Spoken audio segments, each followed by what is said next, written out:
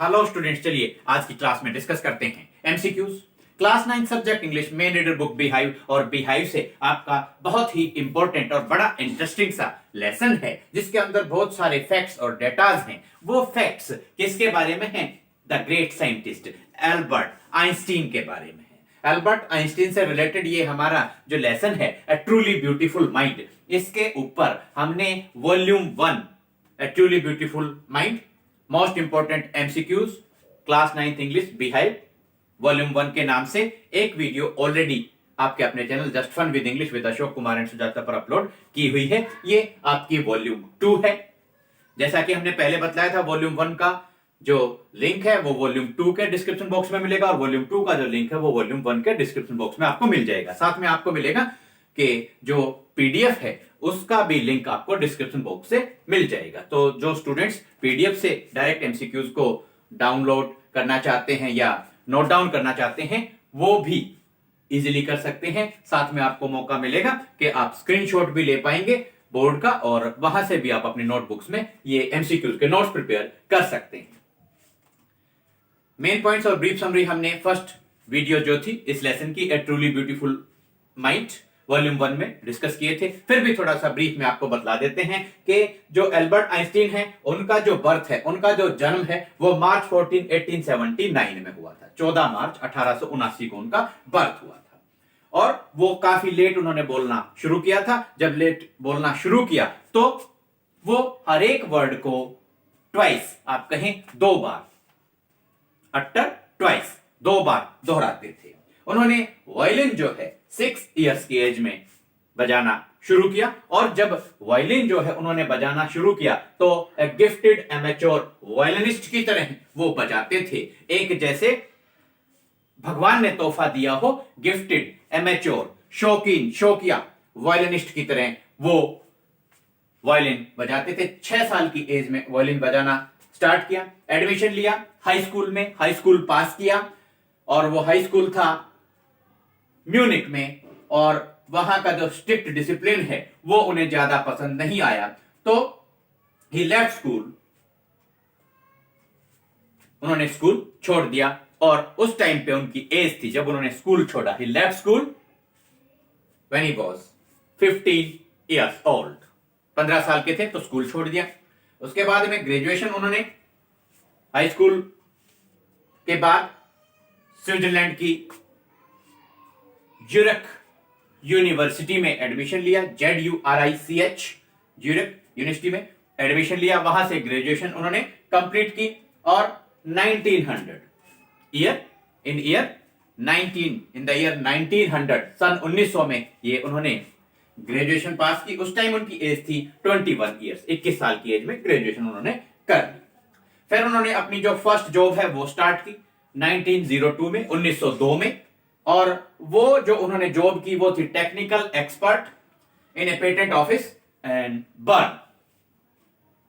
Burn में patent office में technical expert की उन्होंने जॉब हासिल की 1902 में। फिर मिलेवा मैरिक से उन्होंने जो है शादी की, मैरिज की 1903 में, और फिर स्पेशल थियोरी ऑफ रिलेटिविटी 1905 में उन्होंने दी, और जनरल थ्योरी ऑफ रिलेटिविटी उन्होंने 1915 में दी। मिलेवा मैरिक के साथ उनका डिवोर्स हुआ 1919 में, सन 1919 में, और मिलेवा मैरिक से डिवोर्स लेने के बाद में उन्होंने अपनी कजन एल्सा के साथ में मैरिज कर ली थी। Nobel prize for physics Albert Einstein को 1921 में मिला, फिजिक्स के क्षेत्र में मिला था, फिजिक्स के फील्ड में मिला था 1921।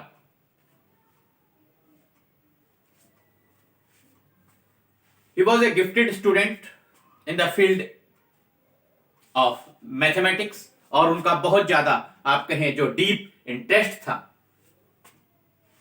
was highly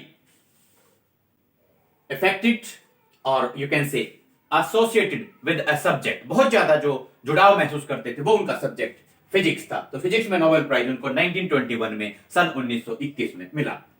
जो नाजीज हैं वो जर्मनी में पावर में आ गए 1933 में, और एटम बम जो यूएस ने, अमेरिका ने तैयार किया, तो उसके बाद उन्होंने अमेरिका के जो प्रेसिडेंट थे उस टाइम पे फ्रैंकलिन डी रूजवेल्ट उनको अगस्त 2 1939 में 2 अगस्त 1939 को एटम बम की जो डिस्ट्रक्टिव पावर्स हैं उनके बारे में सचेत किया था, लेकिन अमेरिका ने बात नहीं मानी, ध्यान नहीं दिया और हिरोशिमा और नागासाकी जो प्लेसेस हैं, जगह हैं, उनके ऊपर 1945 में बॉम्ब, एटम बॉम्ब जो है वो उन्होंने गिरा दिए थे। इस तरीके से ये बातें आपको ध्यान रखनी है। और फाइनली जब वो 76 साल के थे, 76 ईयर्स ओल्ड, 76 साल के थे, तो इन 1955 में उनकी डेथ हो जाती है। और उनकी जब डेथ हुई तो उनको किसी एक कंट्री का सिटीजन नहीं माना गया, उनको एक true visionary and world citizen का दर्जा जो है दिया गया और पूरे वर्ल्ड में उनकी डेथ के ऊपर अफसोस जाहिर किया गया था। तो अभी हम एमसीक्यूज डिस्कस करते हैं। Question number 1, in what subject was Einstein highly gifted? कौन से, देखिए हाईली गिफ्टेड की बात आती है तो mathematics, A physics, B mathematics, C biology, D English. तो हाईली गिफ्टेड सब्जेक्ट हो गया उनका mathematics. Question number 2, why was Einstein's mother against his marriage with Mileva? उनकी जो मदर थी एल्बर्ट आइंस्टीन की, वो नहीं चाहती थी कि एल्बर्ट आइंस्टीन मिलेवा के साथ में मैरिज करें।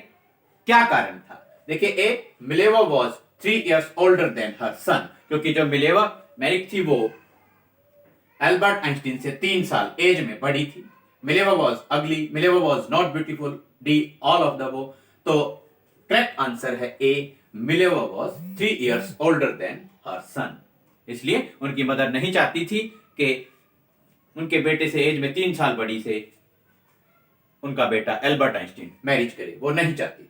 What field of life is Einstein associated with? कौन से जीवन के कौन से भाग से, क्षेत्र से एल्बर्ट आइंस्टीन जुड़े हुए थे? A economics, B psychology, C philosophy, D science. तो आंसर होगा D science. Except mathematics, in what other subject was he interested? Mathematics के अलावा कौन से सब्जेक्ट से वो बहुत ज्यादा एसोसिएटेड थे, बहुत ज्यादा किस सब्जेक्ट में वो इंटरेस्ट रखते थे, रुचि रखते थे? A zoology, B botany, C chemistry, D physics. Physics में मैथमेटिक्स और physics. In which year did Einstein pass his graduation? Graduation उन्होंने 21 इयर्स की एज में पास की थी। ज्यूरिक यूनिवर्सिटी, ज्यूरिक यूनिवर्सिटी आपकी स्विट्जरलैंड से उन्होंने पास किया। और ईयर था, चॉइसेस हैं, ए 1905, बी 1900, सी 1920, डी 1935। तो ईयर था B 1900। In which country did Einstein agree to continue his studies? जो एल्बर्ट आइंस्टीन है वो हाई स्कूल पास करने के बाद में, म्यूनिक से हाई स्कूल की पढ़ाई करने के बाद में, कहां बहुत ज्यादा एक लॉन्ग डिस्कशन के बाद उन्होंने डिसाइड किया एडमिशन लेने के लिए, किस कंट्री में एडमिशन उन्होंने लिया? A India, B Japan, C Germany, D Switzerland. तो उन्होंने एडमिशन लिया था D Switzerland. What was Einstein first job? What was Einstein's first job that he got in 1902? 1902 में उनकी फर्स्ट जॉब लगी। क्या जॉब थी? A mathematician, B clerk, C technical expert in the patent, in the patent, ये ध्यान रखना, patient नहीं, PATENT, patent office in Bern, D none. तो आंसर होगा C, technical expert in the patent office in Bern. Bern के एक office में, patent office में टेक्निकल एक्सपर्ट की पोस्ट पर उन्होंने 1902 में, 1902 में ज्वाइन की थी अपनी फर्स्ट जॉब और 1903 में मिलेवा से उन्होंने मैरिज की थी। How did Einstein perform in violin playing? In violin playing, violin बजाते हुए how did Einstein perform in violin playing? Violin किस तरीके से वो बजाते थे, बजाते हुए वो कैसा परफॉर्म करते थे वायलिन को? A not performed well, B not satisfactory, C average, D a gifted amateur violinist. तो D a gifted amateur violinist की तरह वो बजाते थे। 6 इयर्स की एज में उन्होंने वायलिन बजाना स्टार्ट किया था, लेकिन एक बहुत ही शौकिया और गिफ्टेड, जिसको आप कहें कि वायलिन के क्षेत्र में भगवान ने ही बहुत ज्यादा आप कहें स्किल्स और टैलेंट दिया हुआ था, बहुत ज्यादा प्रतिभा वायलिन बजाने की जो कला थी वो उनके अंदर कूट कूट कर भरी हुई थी। ए गिफ्टेड एमेच्योर वायलिनिस्ट की तरह वो परफॉर्म करते थे जब वो वायलिन बजाते थे, वायलिन प्ले करते थे। What was the headmasters opinion about Albert? जो ये म्यूनिक का हाई स्कूल था, वहां पे जो हेडमास्टर थे, उनकी एल्बर्ट आइंस्टीन के बारे में क्या राय थी? ए, he would never get success in his life. B, become a great scholar. C, both A and B. D, none. तो आपका आंसर होगा ए, he would never get success in life. क्योंकि जो टीचर्स थे और हेडमास्टर थे, उनके साथ में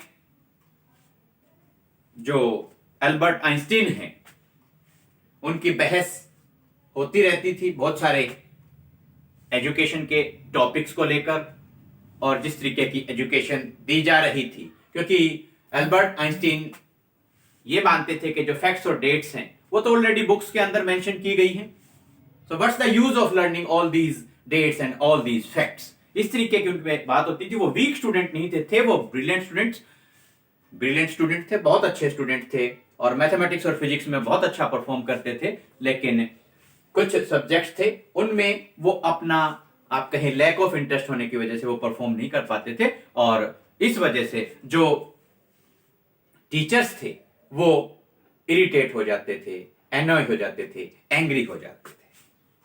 what was Einstein special feature when he was born? Einstein का जब जन्म हुआ तो उनका जो विशेष फीचर क्या थी, देखने में क्या उनका शारीरिक ऐसा लक्षण था जो विशेष था? ए, he has a large fingers, he has large fingers. B, he has a large head. C, both A and B. D, he is not healthy. या आप कहें he was not healthy, तो आपका आंसर होगा B, he has a large head. तो उनका जो सिर है, आप कहें he had a large head, उनका जो सिर है वो काफी बड़ा था जब वो पैदा हुए। When he was born, he had a large head. When Einstein's parents moved to Milan, Italy का शहर मिलान, where did they leave their son? तो जब एल्बर्ट आइंस्टीन के पेरेंट्स इटली चले गए, मिलान चले गए, तो अपने बेटे को, एल्बर्ट आइंस्टीन को, कहां छोड़कर गए, किस जगह पर वो छोड़कर गए? ए हो गया in India, B in New York, C in Munich, D in England. तो वो मिलान गए और छोड़ के गए एल्बर्ट आइंस्टीन को Munich. Why did Albert love to play all alone? Albert अकेले ही क्यों खेलना चाहते थे? A, the other children didn't play with him. B, the other children didn't sit with him.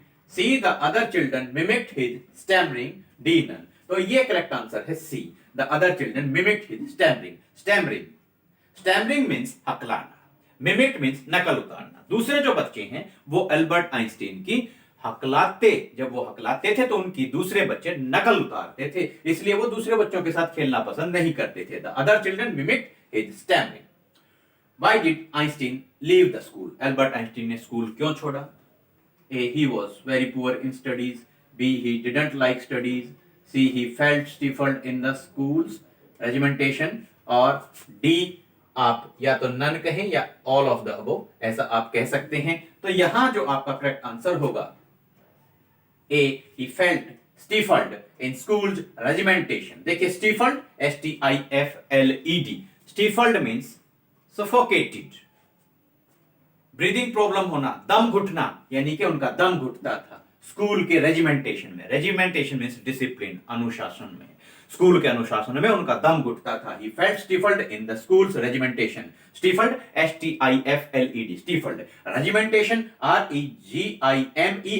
REGIMENTATION. Regimentation means discipline. What did America develop? America ने कौन सी चीज इजाद की, पैदा की?